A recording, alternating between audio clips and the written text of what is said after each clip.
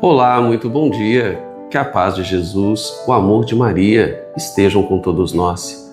Mais uma vez, uma grande alegria estarmos reunidos para juntos meditarmos a palavra de Deus, sermos instruídos pela palavra, sendo direcionados por essa palavra que verdadeiramente é luz no nosso caminhar. Através da palavra de Deus, nós teremos condições de fazer sempre as melhores escolhas de nossas vidas. Hoje a nossa igreja celebra Nossa Senhora de Lourdes, a qual nós pedimos a sua intercessão pela nossa vida. Nossa Senhora que, sem dúvida nenhuma, é o caminho mais eficaz de chegarmos até o teu Filho amado, Jesus Cristo. Que nós, piedosamente, coloquemos todas as nossas intenções no colo de Maria, para que ela possa levar até Jesus. Nós estamos na 5ª semana do tempo comum e a liturgia nos convida a meditarmos hoje de uma forma toda especial o Evangelho de São Marcos, capítulo 7, versículos que vão do 1 ao 13. Caríssimos irmãos, Jesus, no tempo em que esteve entre nós, ele teve que enfrentar muitas dificuldades no anúncio da verdade, no anúncio do amor de Deus. A sociedade a qual ele estava inserido estava enculturada com costumes, com tradições humanas que muitas das vezes não aproximavam o ser humano de Deus.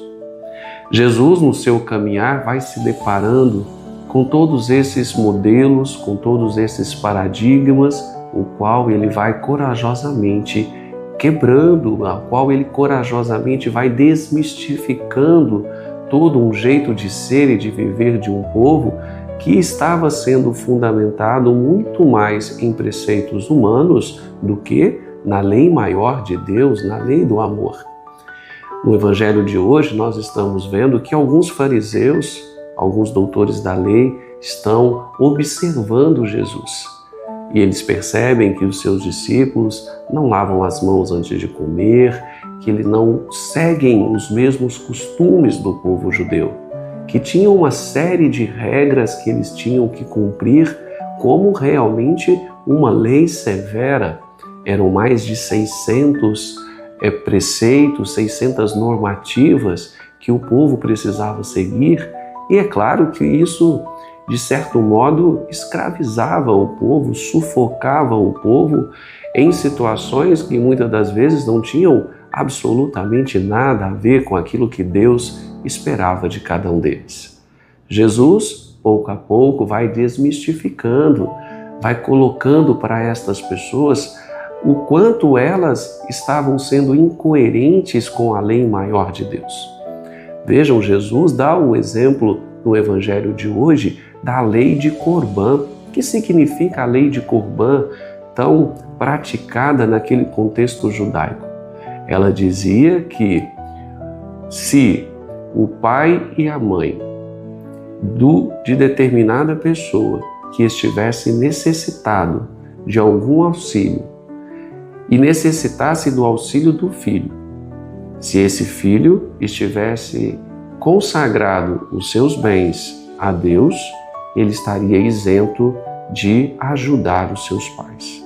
Vejam que incoerência com o mandamento maior de Deus, com o mandamento do amor.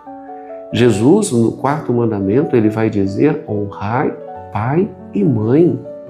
E aqui, a tradição daquele povo estava dizendo totalmente o contrário. Estava dizendo: olha, se você consagrar os seus bens a Deus, você não necessitará dar o devido auxílio aos seus pais quando eles necessitarem.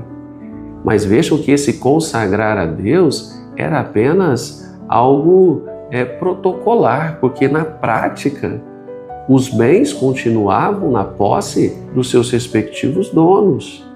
E, portanto, assim, eles não tinham a obrigação de cuidar do seu pai e sua mãe, o que é, de fato, uma grande contrariedade ao mandamento de Deus, que nos diz: honrai pai e mãe.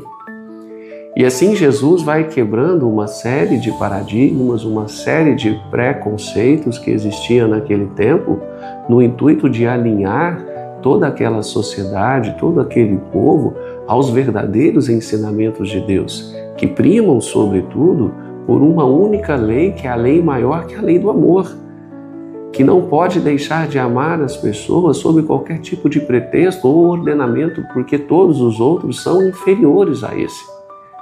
E é isso que Jesus vem dizer ao nosso coração no dia de hoje, para que nós não desviemos o nosso olhar do próprio Cristo, que nós não desviemos o nosso olhar daquela verdade que Ele veio nos revelar, que nós tenhamos sempre a prioridade de observar aquilo que Deus nos preconiza e não aquilo que os homens, enquanto sociedade, vão criando para adaptar a sua vida ao Santo Evangelho, para adaptar, na verdade, o Evangelho à sua vida.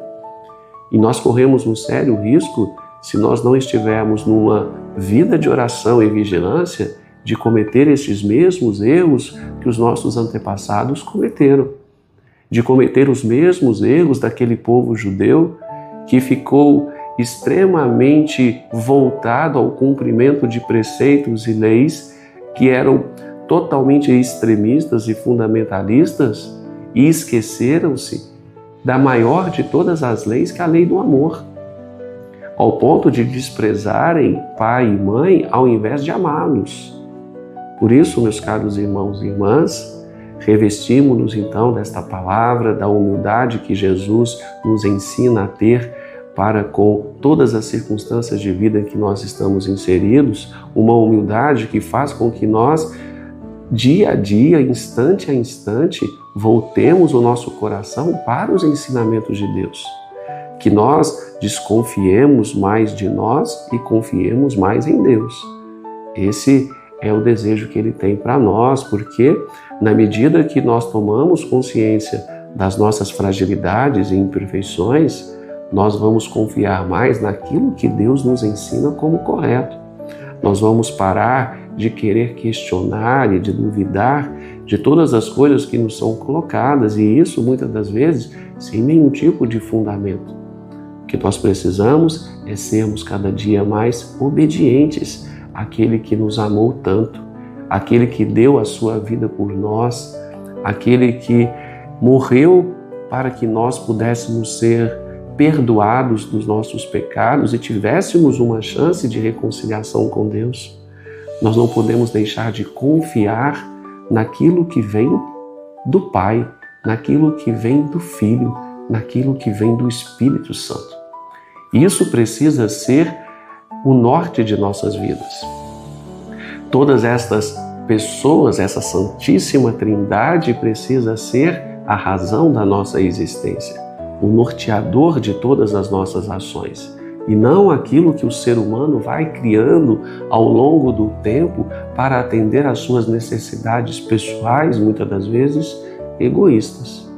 Que o Espírito Santo nos ilumine, nos guie, para que tenhamos um bom discernimento diante dessa palavra professada e que tenhamos sempre o amor de Deus revelado por Jesus como a nossa grande prioridade de vida. Amém? Muito obrigado, meus caros irmãos, por este momento de partilha, de reflexão. Espero sinceramente que essa palavra possa tocar no seu coração, possa ser luz na sua vida, para que assim nós, diante das circunstâncias que nos são apresentadas diariamente, possamos sempre escolher o caminho da verdade nos revelada por Jesus Cristo. Amém? Tenhamos todos um santo e abençoado dia, sob a proteção e intercessão hoje de forma especial de Nossa Senhora, sob o título de Nossa Senhora de Lourdes. E até amanhã com mais uma reflexão do Evangelho de Jesus.